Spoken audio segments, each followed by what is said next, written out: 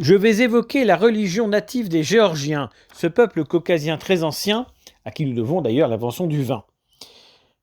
Les Géorgiens ne sont pas des Indo-Européens, mais leur religion est très intéressante pour autant et fait partie évidemment de l'ensemble européen. Il y a d'abord, comme pour les Arméniens, l'importation de divinités du masdéisme iranien, qui a été très influent dans la région. Le dieu céleste s'appelle ainsi du nom de Khmerti, nom géorgien local, qui a servi ensuite à désigner le dieu chrétien, ou encore de Armazi. On reconnaît là le nom du dieu Ahura Mazda iranien. Il y a Mitra, sous la forme du dieu Mirsa, dont le nom a servi d'ailleurs à désigner, paradoxalement, le premier roi géorgien à devenir chrétien, Myryan III. Myryan, c'est celui qui est lié à Mirsa, à Mitra. Son épouse s'appelait d'ailleurs Nana, et Nana est certainement l'évolution de la déesse donc iranienne Anaïta ou Nahid, donc sous la forme Nana, ce qu'on retrouve également sous la forme Nané en arménien. Donc c'est une déesse de la fertilité et des eaux en général, tout à fait comparable. Donc voilà des divinités qui sont totalement, on va dire, acclimatées. Alors il y a beaucoup d'autres divinités, évidemment, du panthéon des Géorgiens, des divinités parfois très anciennes. Le dieu de l'orage, et peut-être de la guerre, est Kopala, qui désigne aussi un héros. Probablement l'équivalent du dieu arménien Fahagn. Donc Kopala serait effectivement un dieu important du panthéon géorgien. Il y a une déesse de la chasse qui s'appelle Dali, donc comparable évidemment à Artémis Diane. Une déesse des troupeaux qui s'appelle Barbala, ou Burbala. Il y a un dieu de la fertilité, de l'agriculture, des animaux qui s'appelle Beribera, c'est un drôle de nom, en deux parties.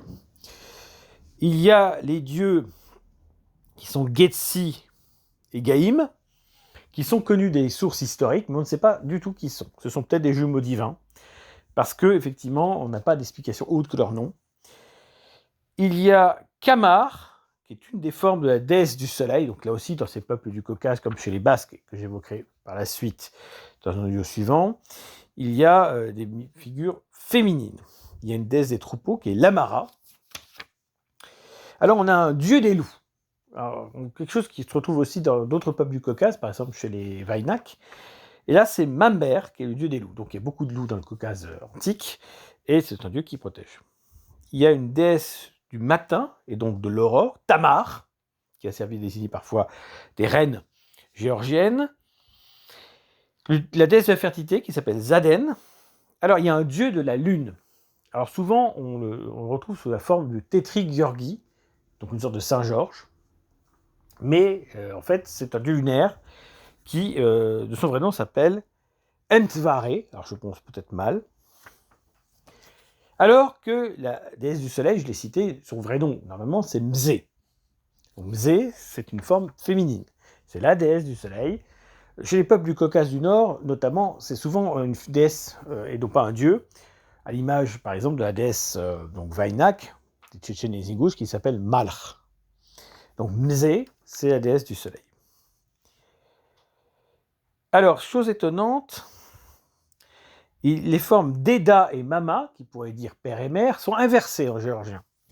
Deda désigne la mère et Mama désigne le père. Donc une étrange inversion chez les Géorgiens de ce qui est commun à tous les Européens, y compris en dehors du monde indo-européen.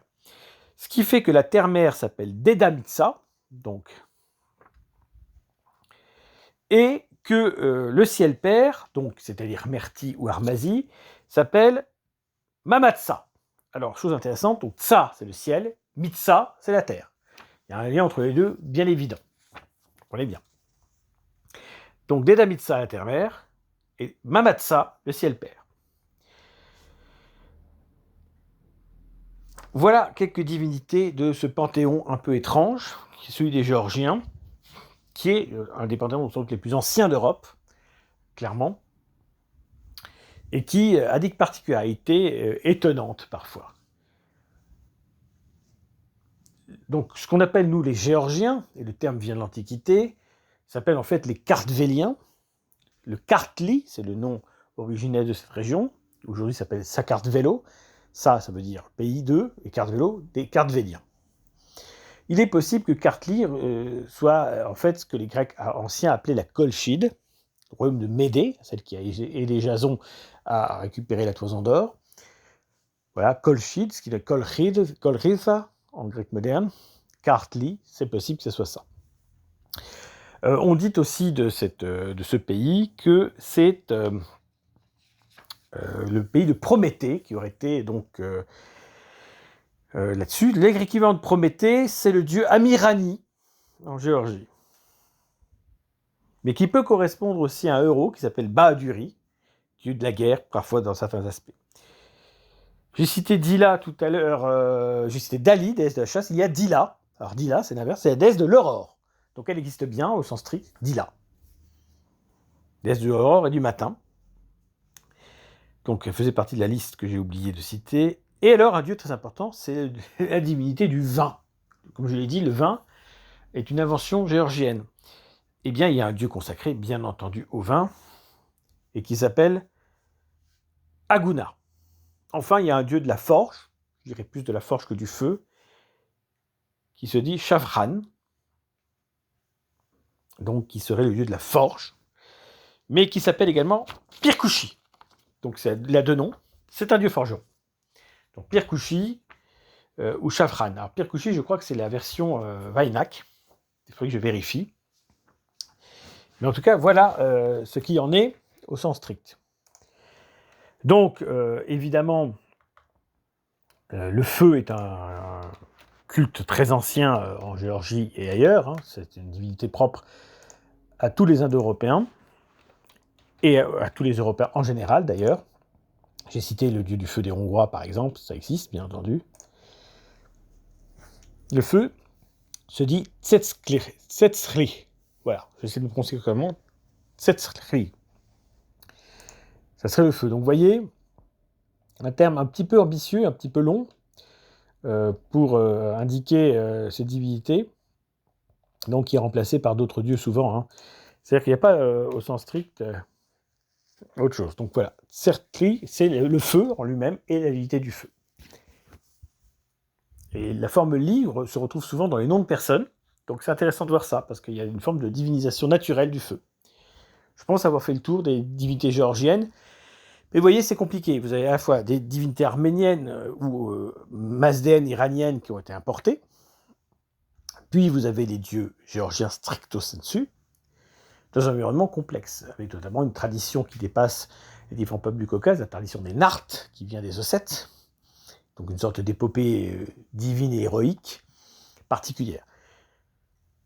J'évoquerai bientôt les dieux des Vainak, c'est-à-dire les Tchétchènes et les Ingouches, et bien sûr, à l'autre côté de l'Europe, les Basques, qui ont un panthéon aussi assez complexe, très ancien, et qui mérite d'être étudié.